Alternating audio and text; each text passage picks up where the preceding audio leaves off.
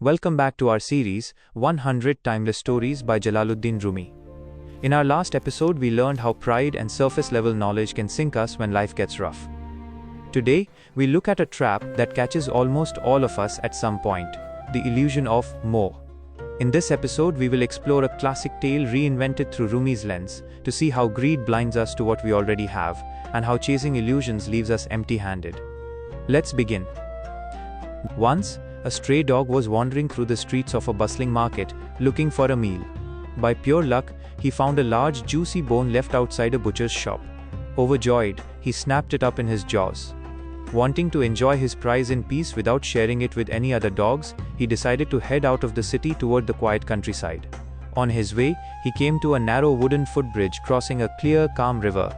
As the dog began to walk across, he happened to glance downward into the glassy water below.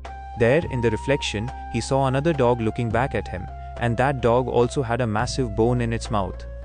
Because the water was so clear, the bone in the reflection looked even bigger, shinier, and more desirable than his own. The dog didn't realize he was looking at his own reflection. Driven by sudden envy and greed, he thought, if I take his bone too, I will have twice the feast. Unable to control his desire, he opened his mouth wide to snap fiercely at the reflection.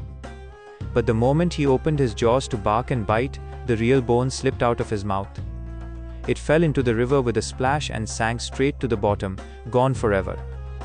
The dog was left staring at the empty ripples, realizing too late that his greed had cost him everything. The lesson. Friends, Maulana Rumi uses this simple yet powerful story to highlight a profound spiritual truth. The river represents the material world, and the reflection is the illusion of desires we constantly chase. We often have everything we need to be content: peace, love, health, and standard comforts. Yet we look at the reflections of what others seem to have on social media, in advertisements or through comparison, and we think it looks bigger and better. By opening our mouths to grab onto these illusions, we drop the very real blessings we already hold. Greed turns a feast into absolute emptiness. If this story reminded you to appreciate the real bones in your life, show some love by hitting that like button and subscribing for episode 4. What is one blessing you are grateful for today? Let me know in the comments below.